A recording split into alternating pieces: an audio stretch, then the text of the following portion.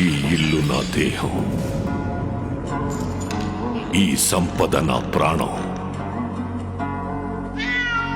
నా తదనంతరం కూడా దీన్ని నేను మాత్రమే అనుభవిస్తాను.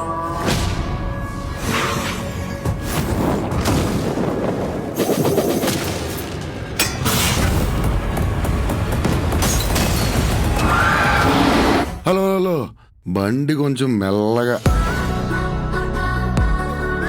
అసలే మన లైఫ్ అంతంత మాత్రం.